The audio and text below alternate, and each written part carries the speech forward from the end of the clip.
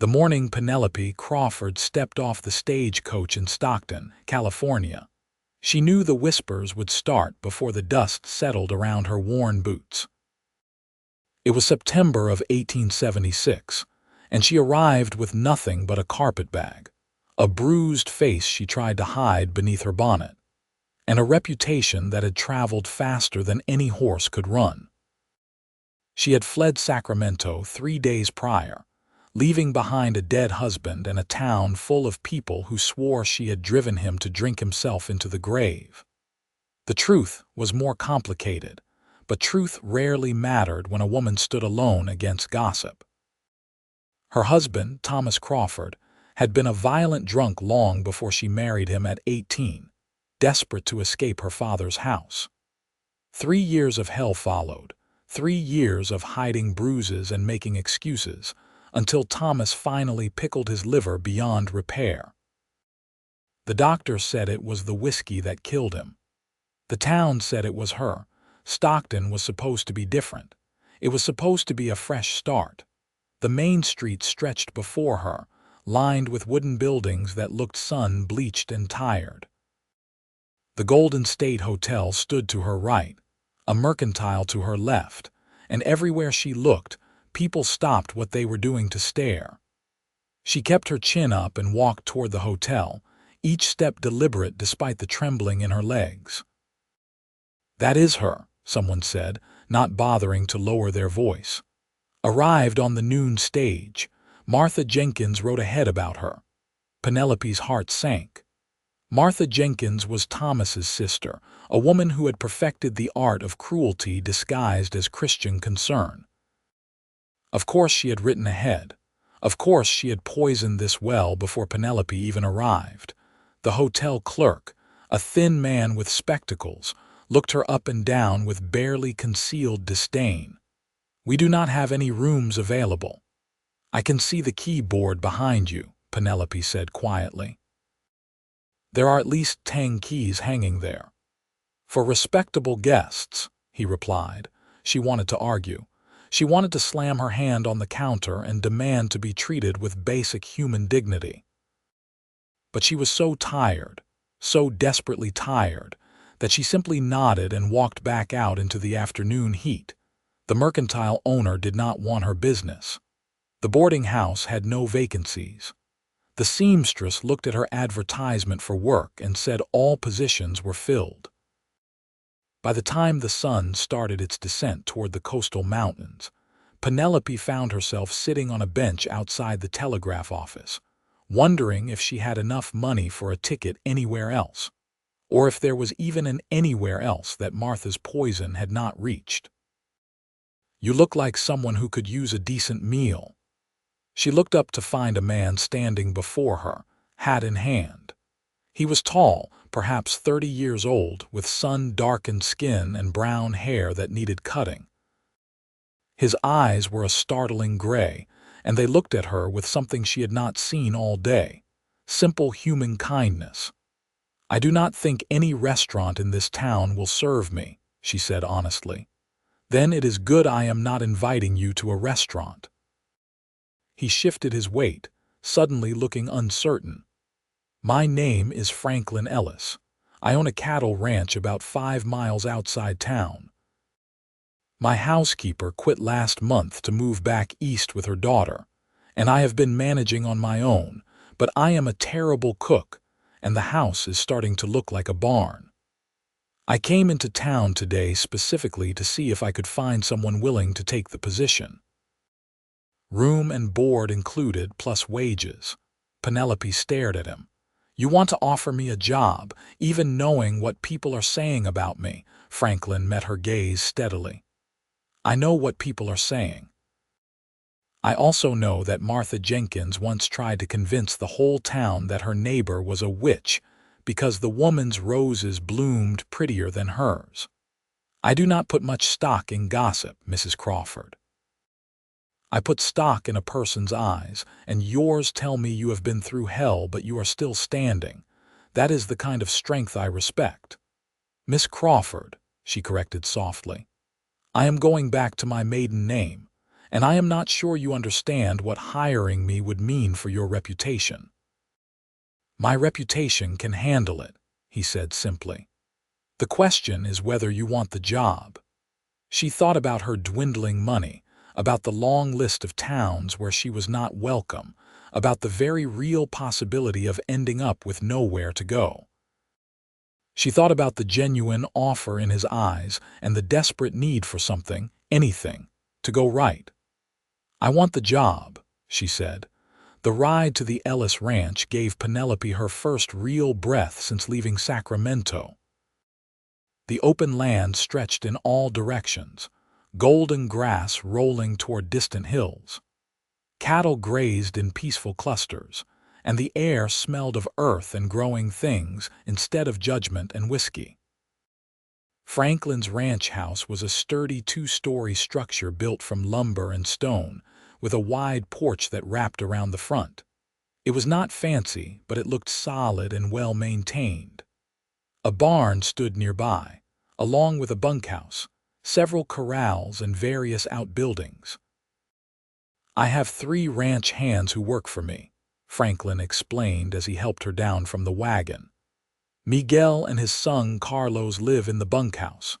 My foreman, James Murphy, has a small cabin on the eastern section of the property with his wife.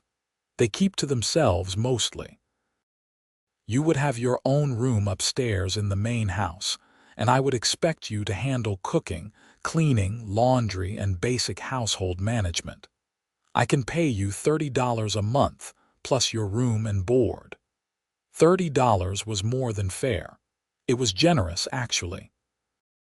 Penelope felt her throat tighten with unexpected emotion. "That is very kind, Mr. Ellis." "Franklin," he said. "Out here, we do not stand much on formality. You can call me Franklin or Frank if you prefer." "Then you should call me Penelope or Penny." He smiled, and it transformed his whole face, erasing the serious rancher and revealing someone younger, warmer. "Penny suits you. Come on, let me show you the house before the light fades." The interior was as honest as the exterior. The main floor held a large kitchen, a dining room, a sitting room with a stone fireplace, and Franklin's office. Upstairs were 4 bedrooms.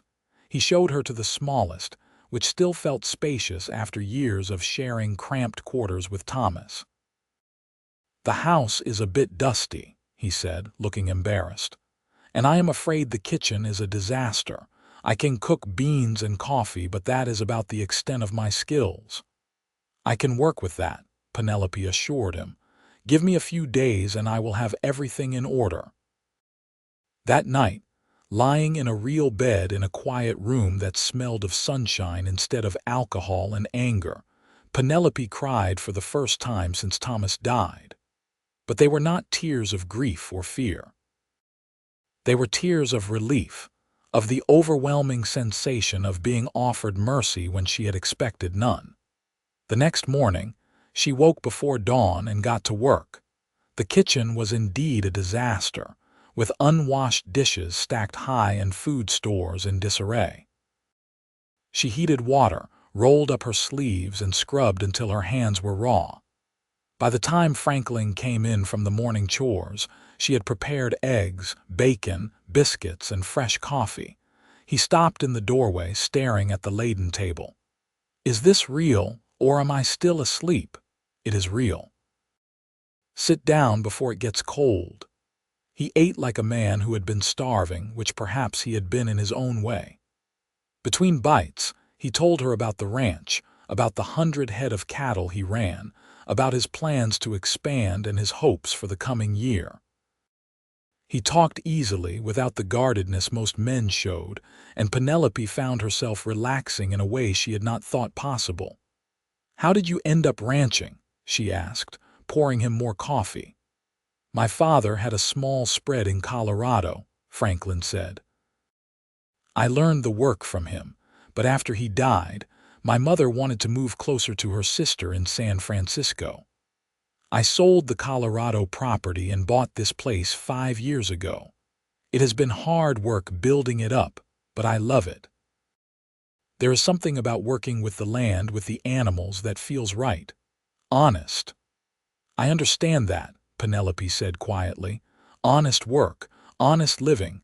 I think I have been craving that my whole life. Franklin looked at her thoughtfully. You do not have to tell me anything you do not want to. But if you ever do want to talk about what you left behind, I am a decent listener. The offer hung in the air between them, gentle and without pressure. Penelope found herself wanting to accept it, wanting to unburden herself to this kind stranger who had given her a chance. But it was too soon, too raw. Maybe someday, she said. But thank you. The days fell into a rhythm. Penelope rose early, prepared breakfast, cleaned the house, managed the laundry, and cooked hearty meals for Franklin and whichever ranch hands came up to the main house to eat.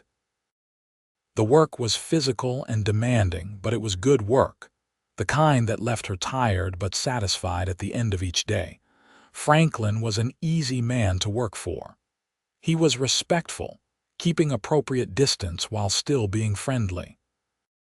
He thanked her for every meal, praised her cleaning, and insisted she take Sunday afternoons off to rest or do as she pleased. In the evenings after dinner, they often sat on the front porch watching the sunset, talking about everything and nothing. She learned that he was 28, had never been married, and was devoted to his ranch with single-minded focus. He learned that she loved reading, had once dreamed of becoming a teacher, and could identify birds by their songs alone.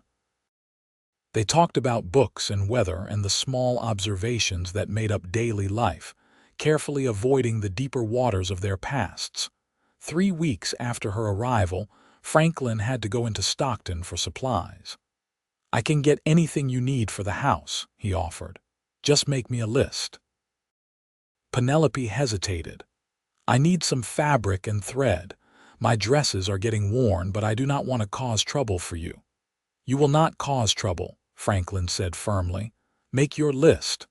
But when he returned that evening, his jaw was tight and his expression stormy. He handed her the supplies without comment and disappeared into his office, closing the door with more force than necessary. Penelope found him there an hour later, staring at paperwork he was not really reading.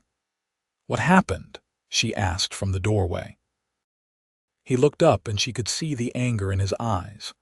The people in this town are small-minded fools. The things they said about you, the assumptions they made about why I hired you, I wanted to knock some sense into half of them. But you did not, she said softly. No, but I wanted to. He rubbed his face tiredly. I knew there would be talk, but hearing them tear apart a woman they do not even know, it made me sick. I am sorry, Penny. I am sorry you have to deal with this. She stepped fully into the office, closing the door behind her. It is not your fault. And I need you to know something, Franklin.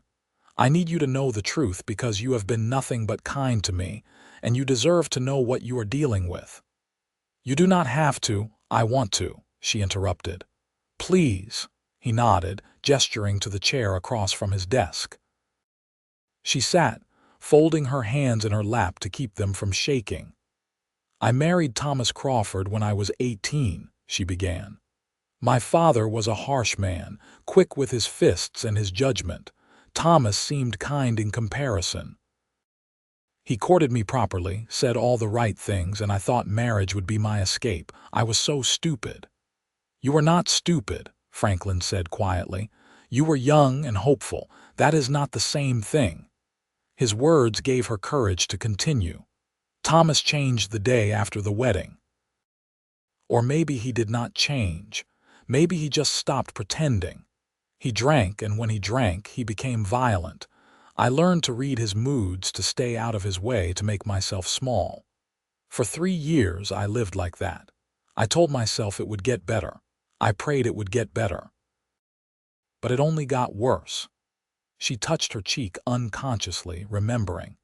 He died of liver failure. The doctor said he had been killing himself slowly for years, but his sister Martha blamed me. She said I drove him to drink, that I was a nag and a shrew, that any good woman could have saved him. She convinced the whole town that I was responsible for his death. And maybe in some dark corner of my heart, I am glad he is gone. Maybe that makes me as bad as they say. It does not, Franklin said forcefully. He leaned forward, his hands flat on the desk. Listen to me, Penny. Being glad to be free of abuse does not make you bad. It makes you human. You survived hell and you came out the other side. That takes strength most people cannot even imagine. Tears spilled down her cheeks. You do not think I am damaged goods. He stood and came around the desk, kneeling beside her chair so their eyes were level. I think you are one of the strongest people I have ever met. I think the town calling you damaged says everything about them and nothing about you, and I think you are exactly where you are supposed to be. She looked into his gray eyes and saw nothing but sincerity, nothing but respect and the beginnings of something deeper. Without thinking, she reached out and touched his hand. He turned his palm up, threading his fingers through hers. Thank you, she whispered. Thank you for seeing me. I do see you, he said. All of you, and what I see is remarkable. The moment stretched between them, charged with possibility. Then Franklin seemed to catch himself. He squeezed her hand once more before standing, putting proper distance between them again. You should get some rest, he said, his voice slightly rough. It has been a long day, she nodded, standing on shaky legs. But before she left, she turned back. Franklin, I am glad I came here. I am glad I met you. His smile was soft and genuine. I am glad you are here too, Penny. More than you know. That night, lying in her bed, Penelope allowed herself to feel something she had thought dead. Hope. Not just hope for survival, but hope for something more.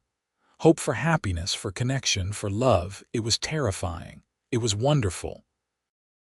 Autumn deepened into October, bringing cooler weather and the hard work of preparing the ranch for winter. Franklin and his men spent long days moving cattle to better grazing areas and repairing buildings before the winter storms came. Penelope kept the household running, ensuring hot meals and clean clothes were always ready. But in the quiet moments, something was growing between her and Franklin. It was there in the way his eyes sought her out whenever he came into a room. It was there in the way she found herself listening for his footsteps, her heart lifting when she heard them. They were falling for each other slowly, carefully, like two people who had been hurt learning to trust again. One evening, Franklin came in from work later than usual, his shirt torn and blood seeping from a cut on his arm. What happened? Penelope demanded, immediately pulling him toward a chair. One of the cows got tangled in some old barbed wire. I cut her free, but I got a bit tangled myself in the process. He tried to brush it off, but she could see the pain in his eyes. Let me clean this properly, she said, fetching water and clean cloth. You need to be more careful. Yes, madam, he said with a small smile. She worked carefully, cleaning the cut and bandaging it with steady hands. But when she finished, she did not immediately step away. They were close, so close she could feel the warmth radiating from him. Penny, he said softly. She looked up, meeting his eyes. Yes. I need to tell you something, and I understand if it is too soon, if you are not ready, but I cannot keep it inside anymore. He took her hand, his thumb brushing across her knuckles. I am falling in love with you. Maybe I started falling that first day in town when I saw you sitting there, trying so hard to be brave. Every day since, you have shown me what real strength looks like, what real grace looks like. You have made this house a home. You have made my life better in every possible way. Her breath caught. Franklin, I know you have been hurt, he continued. I know you have every reason to be cautious. I am not asking you for anything right now. I just needed you to know how I feel. I needed you to know that when I look at you, I do not see damaged goods. I see the best thing that ever happened to me. The tears came freely now, but they were good tears. "I am falling in love with you too," she confessed. "I did not think I could feel this way ever again. I did not think I deserved to feel this way, but you make me want to be brave. You make me want to believe in good things." He cupped her face gently, giving her every opportunity to pull away. When she did not, when she leaned into his touch, he smiled. "Can I kiss you?" "Yes," she breathed. "Please, yes." His lips met hers softly, reverently, as if she were something precious and fragile. The kiss was everything a kiss should be, and nothing like anything Thomas had ever given her. It was gentle but passionate, respectful but full of desire. It was a kiss that promised better things, that spoke of love earned and freely given. When they finally pulled apart, both breathing hard, Franklin rested his forehead against hers.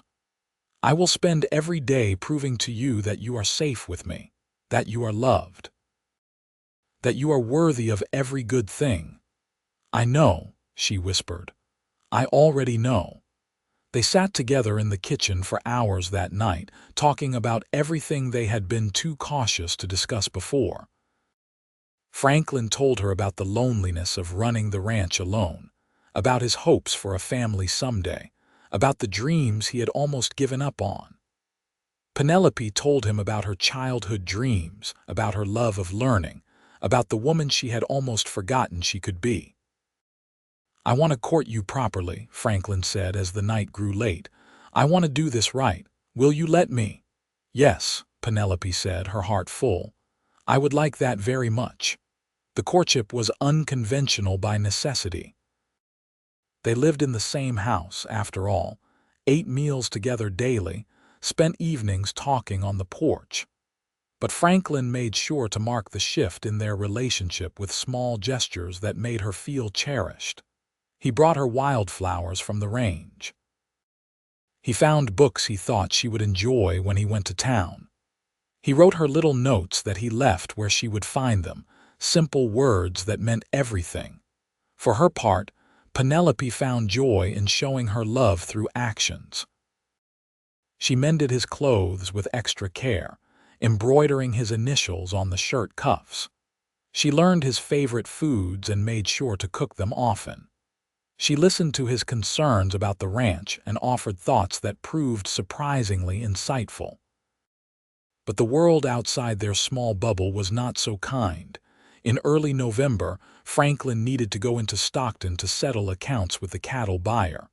Penelope asked to come with him. "Are you sure?" he asked, concern evident. "The town has not exactly been welcoming." "I am sure," she said firmly. "I cannot hide forever, and I want people to see that I am not what they think I am." The trip into town started well enough. Franklin handled his business at the bank while Penelope went to the mercantile for supplies. The owner was not friendly, but he took her money and gave her the goods she requested. As she was leaving, she nearly collided with a well-dressed woman on the boardwalk. "Excuse me," Penelope said politely. The woman looked her up and down with cold eyes. "You are Penelope Crawford." It was not a question. "Yes, I am Catherine Morgan. I am on the church ladies' committee." The woman's voice dripped with disdain. "We have been discussing you." "Have you?" Penelope said carefully. "We have. And we have decided that someone needs to speak plainly to you about your situation. You are living alone with an unmarried man. It is inappropriate and scandalous. Franklin Ellis was a respectable member of this community before you arrived, and now his name is being dragged through the mud right along with yours." Anger flickered in Penelope's chest, but she kept her voice level. "I am Mr. Ellis's housekeeper. I provide an honest service for honest wages. There is nothing inappropriate about it." "You cannot expect anyone to believe that," Catherine said, her voice rising. Several passers-by had stopped to listen. "We all know what you are. You killed your husband through your shrewish ways, and now you are trying to sink your claws into another good man. Franklin Ellis deserves better than some damaged woman with a sordid past."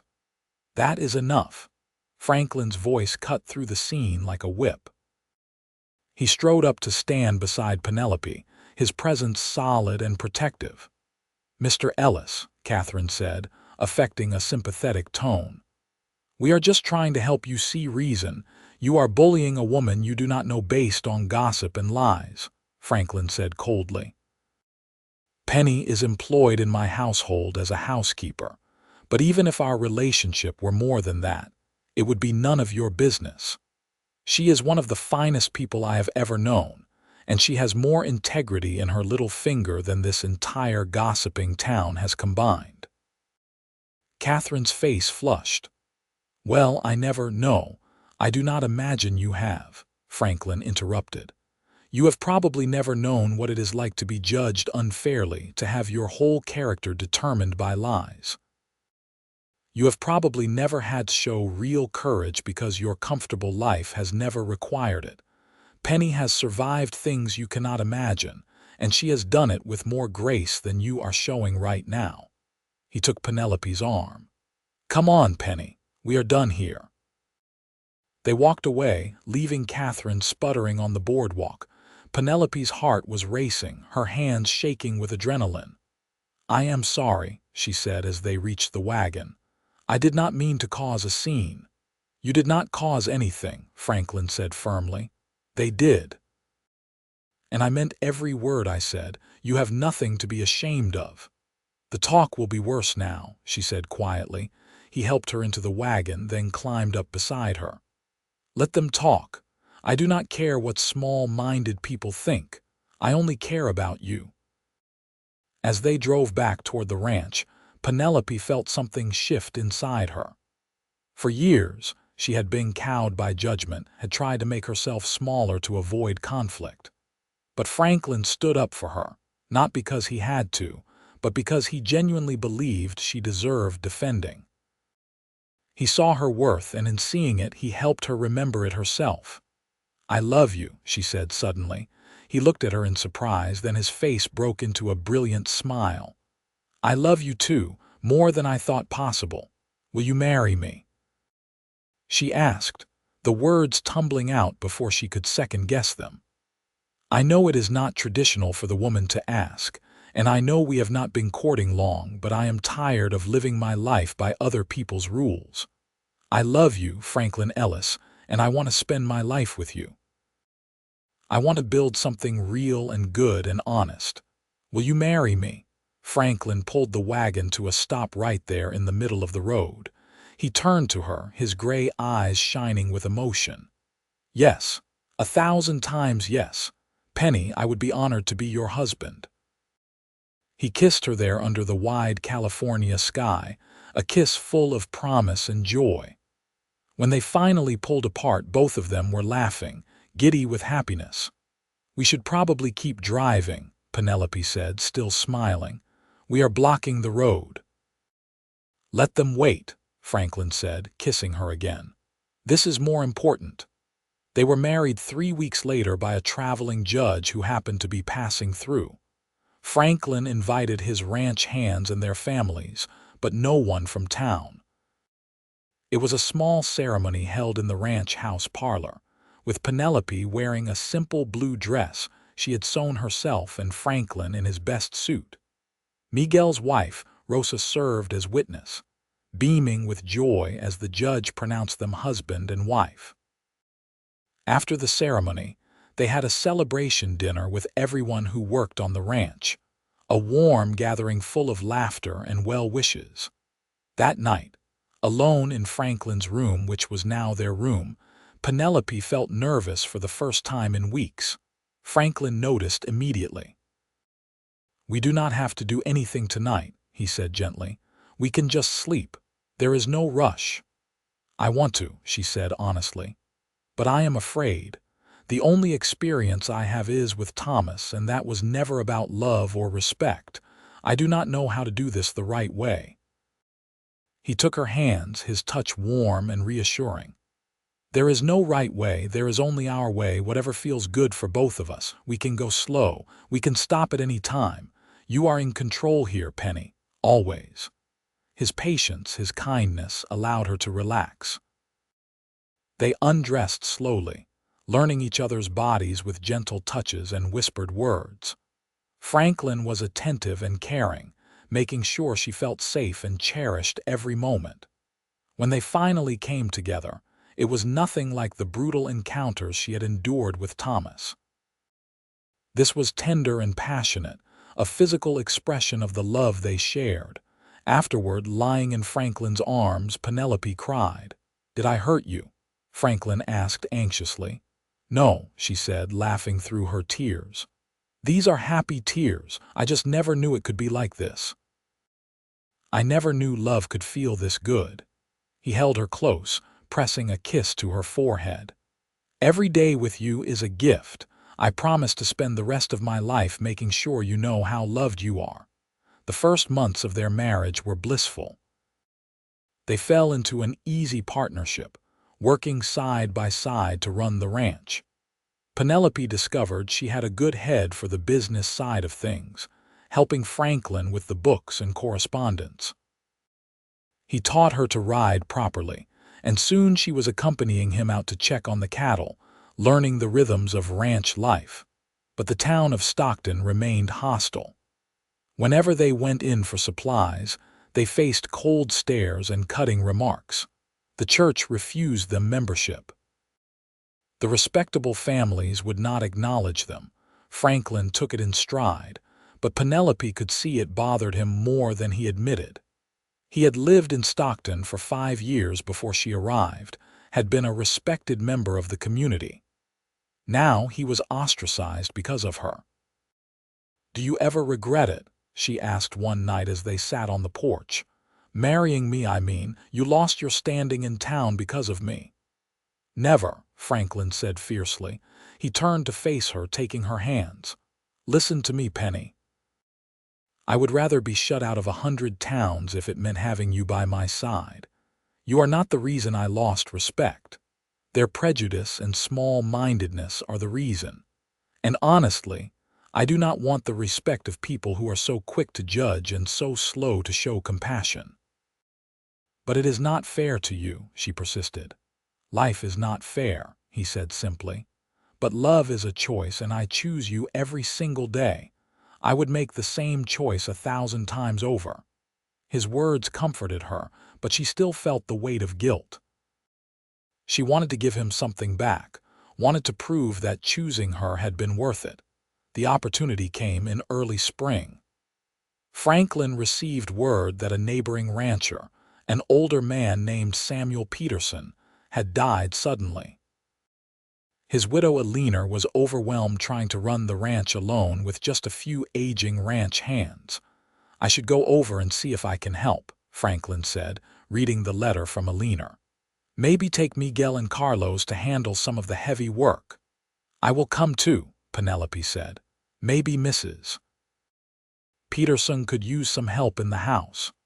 They rode over the next morning, arriving to find the Peterson ranch in disarray.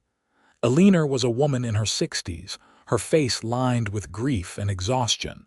"Franklin, thank goodness," she said when she saw them. "Everything is falling apart. The cattle are scattered, the barn roof needs repair, and I do not know how I am going to manage the spring branding." "We will help," Franklin said immediately. "Whatever you need."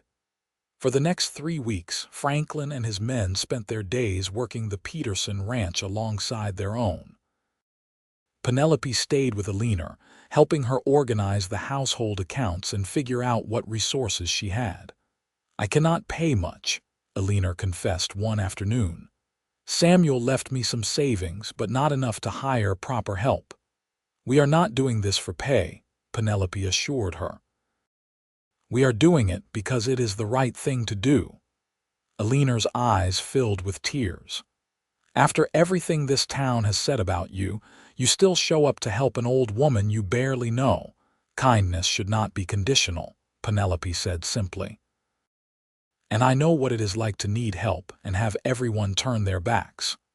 Word of Franklin and Penelope's efforts spread quickly through the community. Some people remained hostile, but others began to see them in a new light. When the Harringtons' barn caught fire in late April, Franklin was the first one there with buckets and determination. When the schoolteacher fell ill in May, Penelope stepped in to teach the children for 2 weeks, refusing any payment. Slowly, grudgingly, the town began to soften. It started small. The mercantile owner actually smiled when Penelope came in for supplies. A few women nodded to her on the street instead of turning away. The banker stopped by the ranch to ask Franklin's advice on a cattle investment. By summer, they had gone from outcasts to respected members of the community. The transformation was completed in August when Catherine Morgan, of all people, appeared at their ranch house door.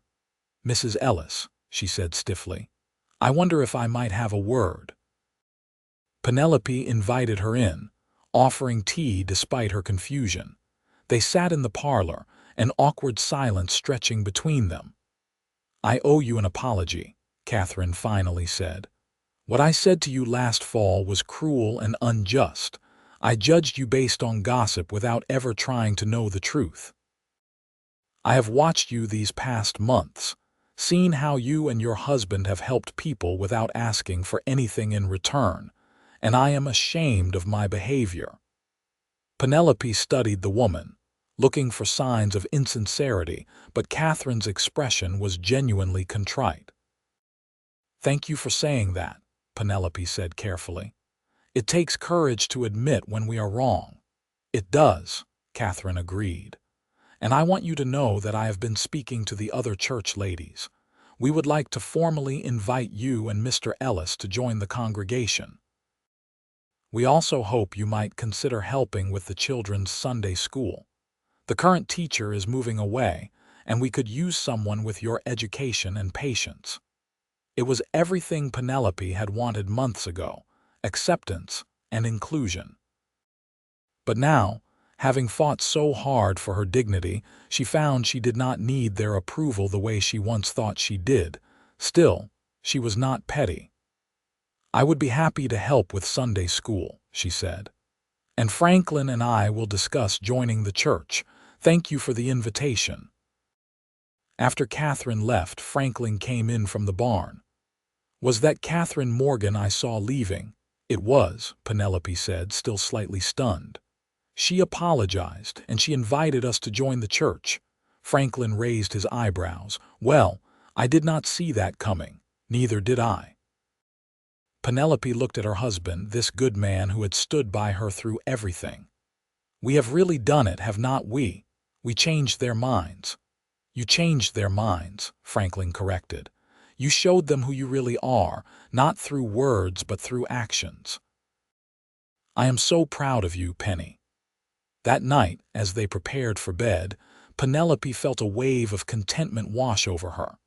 A year ago, she had been broken and desperate, arriving in Stockton with nothing but her bruises and a carpetbag. Now she had a husband who adored her, a home she loved, a community that was finally accepting her, and a future bright with possibility. "Franklin," she said as they lay in the darkness, "I think I might be pregnant." She felt him go still beside her. "Truly?" "I am not certain yet, but I think so. My monthly courses are late, and I have been feeling sick in the mornings." He pulled her close, and she could hear the joy in his voice. "A baby! Penny, that is wonderful. That is the best news. Are you ready to be a father?" she asked. "I am ready for anything as long as I have you," he said, kissing her temple. "We will figure it out together." Penelope's pregnancy was confirmed by the doctor in early September, almost exactly a year after she first arrived in Stockton. The news spread through town quickly, and to her surprise, it was met with genuine happiness. Women who had once snubbed her now stopped to offer advice and congratulations. Eleanor Peterson threw her a party, inviting half the town's women to celebrate. As Penelope's belly grew, so did the ranch's prosperity. Franklin's careful management and hard work paid off with a successful cattle sale that brought in more money than they had hoped. They used the profits to expand the house, adding on 2 more bedrooms and a proper nursery. "I am thinking ahead," Franklin said when Penelope teased him about building such a large nursery. "This is just the first baby. I want at least 4. 4, she gasped.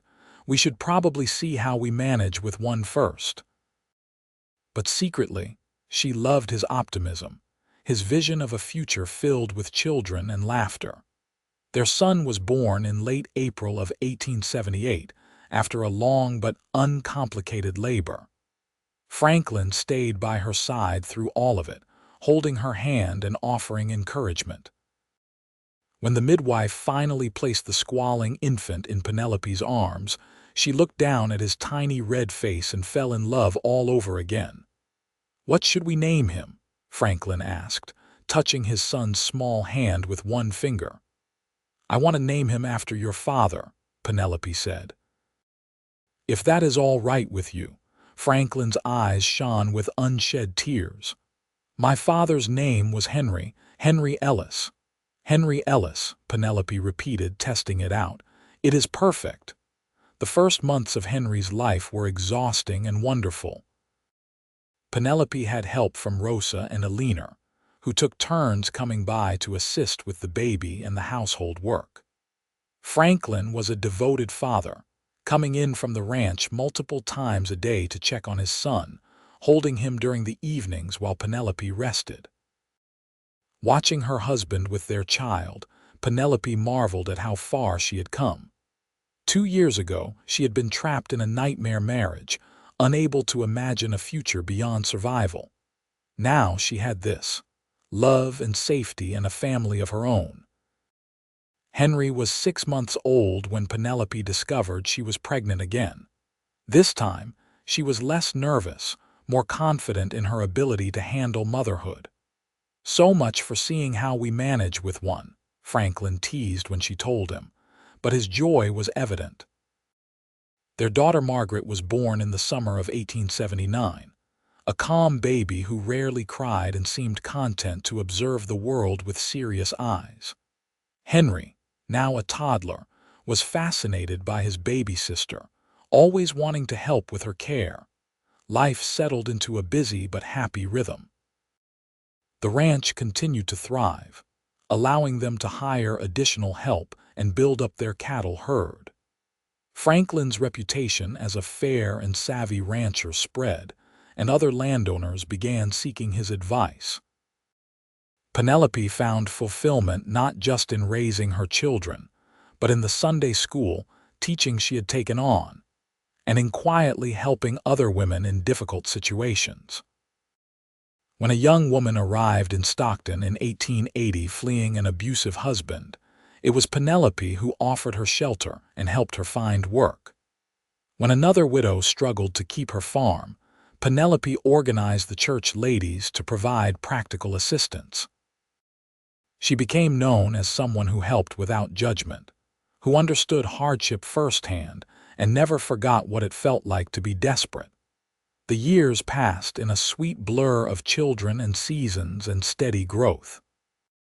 2 more children followed Margaret, a son named Thomas in 1881 and another daughter, Alina, in 1883. The house Franklin had built was filled with laughter and noise and love. On a spring evening in 1884, Penelope stood on the porch watching Franklin play with their 4 children in the yard. Henry, now 6, was trying to teach 4-year-old Margaret how to throw a rope. Thomas toddled around on chubby legs, and baby Alina slept peacefully in Penelope's arms. Franklin caught her watching and walked over, leaving the older children to their games. "What are you thinking about?" he asked, slipping an arm around her waist. "I am thinking about the day I arrived here," she said softly. "How terrified I was, how certain I was that my life was over. And now," he prompted, "now I know that day was not an ending, it was a beginning." She looked up at him, this man who had saved her not by rescuing her but by seeing her worth when no one else would. "You gave me my life back, Franklin. You gave me myself back." "You did that," he corrected gently. "I just loved you while you found your way. And I will keep loving you every day for the rest of my life." He kissed her then, soft and sweet, while their children played and the sun set over the California hills. Penelope held her baby close and leaned into her husband's embrace, feeling grateful and blessed beyond measure. The town had called her damaged goods, but the rancher had seen the truth. And in seeing it, in loving her exactly as she was, he had helped her become whole again. Together they had built something beautiful, a family, a home, a life worth living. That night, after the children were asleep, Penelope and Franklin sat together on their bed, talking about the future.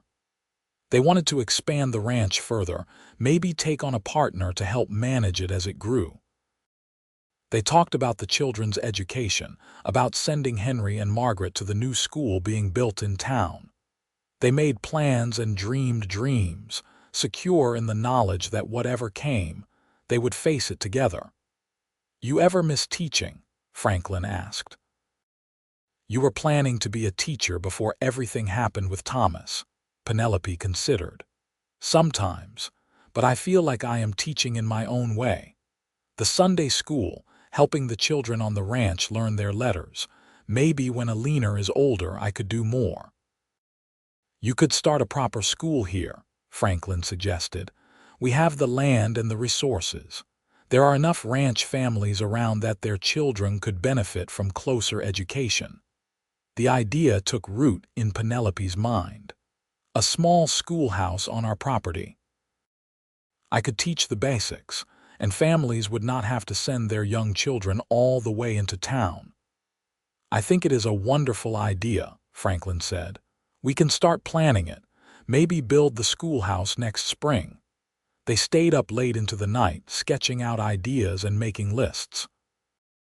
It felt good to have a project, a way to contribute to the community that had finally accepted them. The next morning at breakfast, Penelope brought up the idea to Rosa, who had become a close friend over the years. "A school here."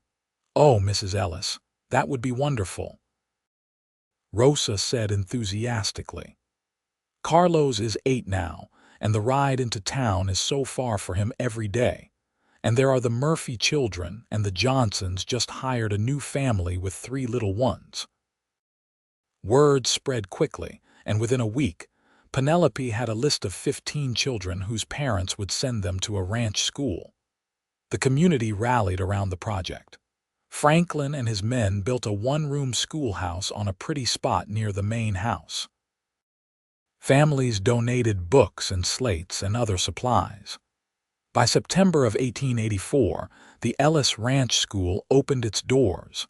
Penelope found herself in her element, teaching children ranging from 5 to 12 years old. She taught reading, writing, arithmetic, history, and science, adapting her lessons to the various ages and abilities. The children thrived under her patient instruction, and parents marveled at how quickly their sons and daughters learned. Franklin would sometimes stop by during the school day, ostensibly to check on building maintenance but really to watch his wife teach.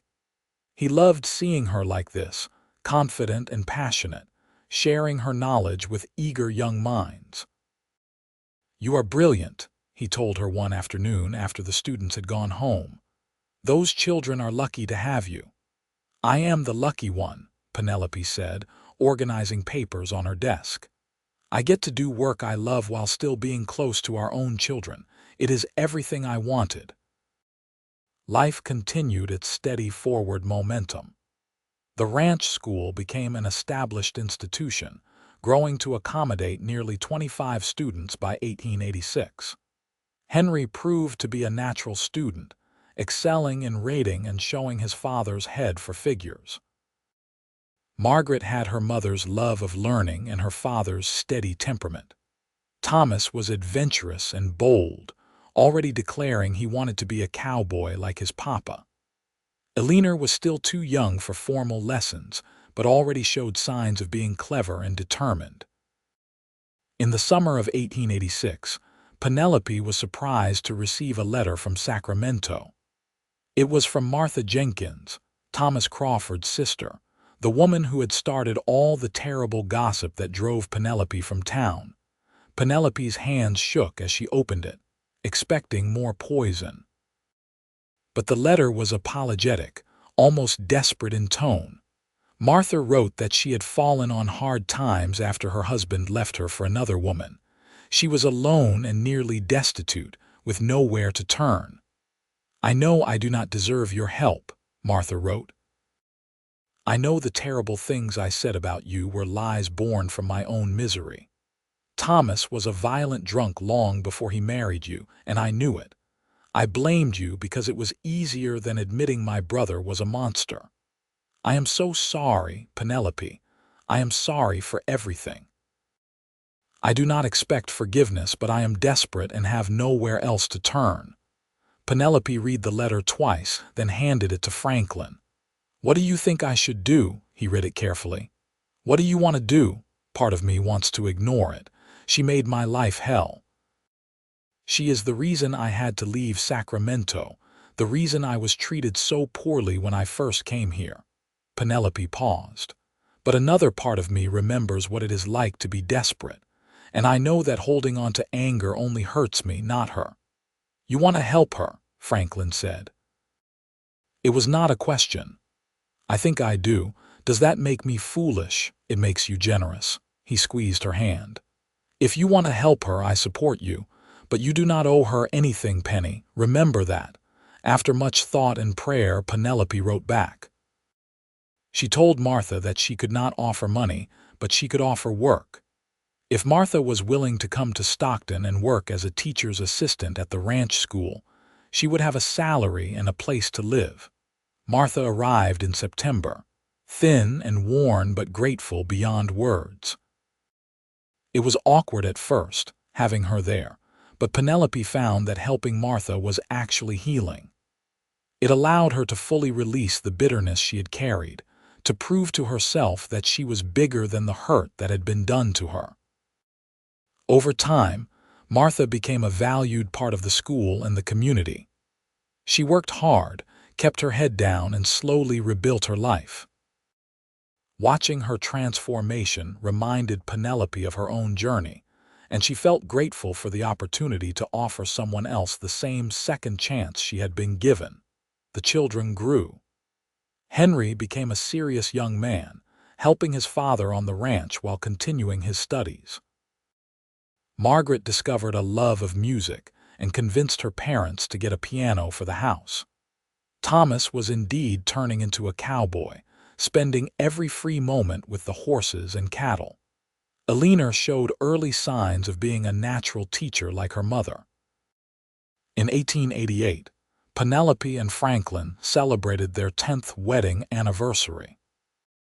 They threw a party that brought together everyone who mattered. The ranch hands and their families, Eleanor Peterson, the church friends who had become genuine companions, the families from the school, and even Martha, who had become something like family despite their complicated history. As Penelope looked around at the gathering, at the life she and Franklin had built together, she felt overwhelmed with gratitude. 10 years ago, she had been broken and desperate. Now she was whole and happy, surrounded by love and purpose. Franklin found her in a quiet moment, pulling her aside from the party. "Happy anniversary, Mrs. Ellis." "Happy anniversary, Mr. Ellis." She smiled up at him. "Thank you for the best 10 years of my life. Thank you for saying yes when I offered you a job that day in town. Thank you for taking a chance on a rancher who was terrible at cooking." She laughed. "You are still terrible at cooking. I know. It is a good thing I married someone who is excellent at it." He grew more serious. "I love you, Penny. I love the life we have built. I love who you are and who you continue to become. You are still the best thing that ever happened to me. And you are my salvation," she said softly. "Not because you rescued me, but because you saw me, really saw me, and you loved me anyway." They kissed. While in the distance, their children played and their friends celebrated, and the life they had fought so hard for continued on. The years that followed brought the expected joys and challenges of family life. Henry grew into a fine young man, eventually taking on more responsibility for the ranch operations. At 20, he was already showing the kind of steady leadership that made Franklin proud. Margaret married a schoolteacher from Sacramento in 1895, a kind man who appreciated her intelligence and musical talent. The wedding was a grand affair that brought people from all over the state. Thomas, true to his childhood dreams, became one of the best cattlemen in the region, developing a particular skill for horse training. Eleanor pursued education, eventually going to a teacher's college in San Francisco before returning home to take over the ranch school when Penelope decided to step back. Franklin and Penelope grew older together gracefully, their love deepening with each passing year. They became the respected elders of the community, the couple people pointed to as an example of true partnership. They sat on their porch in the evenings, watching the sun set over the same land where they had built their dreams, still holding hands after all those years. In 1900, Penelope received word that Catherine Morgan had passed away. At the funeral, several of the church ladies approached her. "Catherine said to tell you something if she went first," one of them said. "She wanted you to know that you changed her life. That learning to see people the way you did, with compassion instead of judgment, made her a better person." Penelope felt tears prick her eyes. "She changed, too. She became a good friend. She said you were the strongest woman she had ever known. That watching you survive and thrive taught her what real courage looked like." After the funeral, as Penelope and Franklin drove home, she reflected on the strange circles life drew. She had arrived in Stockton expecting to be broken forever, labeled as damaged goods by people who did not know her. But through love and persistence and simple decency, she had not only rebuilt her own life, but had influenced others to be better, kinder, more compassionate. "What are you thinking about?" Franklin asked, as he had asked 1,000 times over their years together. "I am thinking about the journey," Penelope said. "How far we have come, how much we have built. I am thinking about the girl I was when I arrived here, so scared and hurt. And I am grateful that girl took the chance. I am grateful she said yes when you offered her a job." "I am grateful too," Franklin said. "Every single day." By 1905, Penelope and Franklin were grandparents several times over. Margaret had 3 children, Thomas had 4, and Eleanor, though unmarried, was the beloved aunt to all her nieces and nephews. Henry, who had married a rancher's daughter from the next county, had 2 sons who showed every sign of continuing the Ellis ranching legacy. The ranch itself had grown into one of the most successful operations in the region. Franklin had achieved every goal he had set for himself, and then some. But he would always say that none of it would have been possible without Penelope by his side. As they entered their 60s, both Franklin and Penelope began to slow down, letting the younger generation take on more responsibility. Henry essentially ran the ranch now, though he still consulted his father on major decisions. Eleanor managed the school with the same dedication her mother had shown. Their legacy was secure. On a warm evening in June of 1906, Penelope and Franklin sat on their porch, surrounded by children and grandchildren who had come for Sunday dinner. The yard was full of activity, children playing, adults talking and laughing, the sounds of family and love. "Look at this," Franklin said softly to Penelope. "Look at what we created." "It is beautiful," she agreed. "Better than anything I ever dreamed." "Do you remember that first day?" he asked. "When I found you sitting outside the telegraph office looking so lost." "I remember every detail. I remember thinking you must be either very kind or very foolish to offer me a job." "Maybe I was both," he said with a smile. but it was the best decision I ever made." Their grandson William, Henry's oldest boy, ran up to the porch. "Grandpa, Papa says you promised to tell us about the old days, about how you and Grandma met." Franklin looked at Penelope, raising an eyebrow. She nodded, smiling. "Gather everyone around," Franklin said. "Your grandma and I have a story to tell."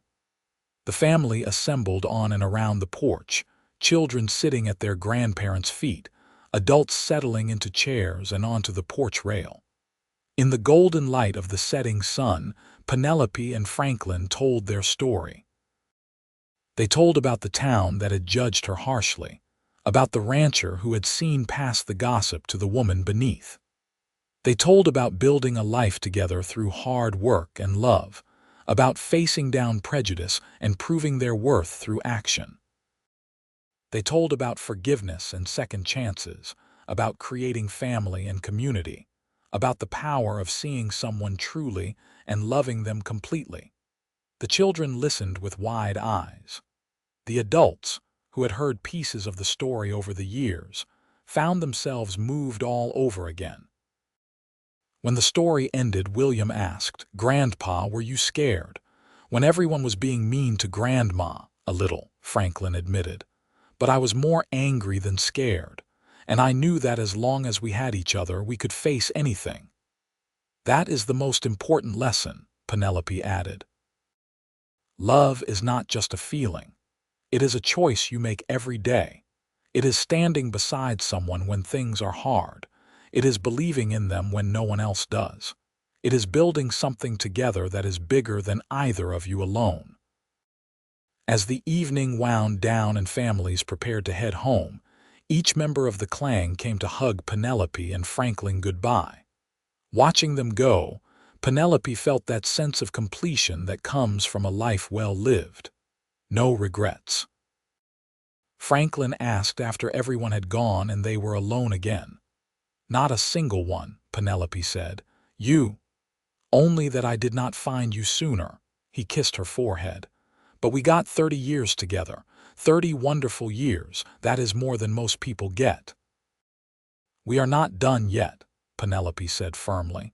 "We still have years ahead of us." And they did. Franklin and Penelope lived well into their 70s, remaining active and engaged with their family and community.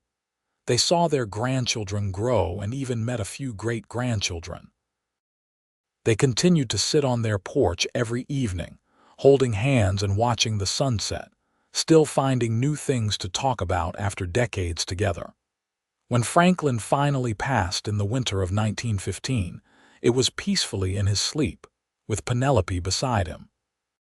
She grieved deeply but without regret, knowing they had lived a full and beautiful life together. Penelope lived 3 more years, surrounded by family who adored her. She spent her last years telling stories to her great-grandchildren, teaching them about kindness and courage and the power of second chances. She told them about arriving in Stockton with nothing but fear and a carpetbag, and leaving a legacy of love and acceptance that would ripple through generations. When Penelope passed in the spring of 1918, the church was packed for her funeral. People came from all over California to pay their respects to the woman who had taught them about grace and redemption. Eleanor Peterson, now in her 90s, told everyone that Penelope Ellis was the finest person she had ever known. She was buried beside Franklin on a hill overlooking the ranch they had built together. The headstone was simple but perfect. Penelope Ellis, 1855–1918, beloved wife, mother, grandmother, teacher, friend. She turned her pain into purpose and taught us all what strength truly means. The Ellis family continued to thrive for generations, each member carrying forward the values Penelope and Franklin had instilled. Hard work, compassion, standing up for what is right, and most of all, love that is freely given and fiercely protected. The ranch school operated for 50 more years, educating hundreds of children and providing opportunities that might not have existed otherwise. The town of Stockton grew and changed, but it never forgot the woman who arrived as a pariah and left as a legend. Years later, when people told the story of Penelope and Franklin Ellis, they always marveled at the transformation. How a woman the town called damaged goods became one of its most respected citizens. How a rancher's simple act of kindness grew into a love story that defined what true partnership could be. But those who really understood, who looked beyond the surface narrative, knew the real truth. Penelope was never damaged goods. She was always exactly what Franklin called her from the start, the best thing that ever happened. She just needed someone who could see it and the courage to believe it herself. Their story became a testament to the power of love to heal, to transform, to create something beautiful from broken pieces. It reminded everyone who heard it that second chances are possible, that redemption is real, and that the worst thing that ever happened to you does not have to define you. In the end, that was Penelope and Franklin's greatest legacy. Not the successful ranch or the school or even their loving family, though those were all wonderful. Their greatest legacy was showing that love given freely, without judgment or condition, can change everything. It can take someone the world has discarded and help them rediscover their worth. It can turn strangers into soulmates, outcasts into pillars of the community, despair into hope. The town called her damaged goods. The rancher called her the best thing that ever happened.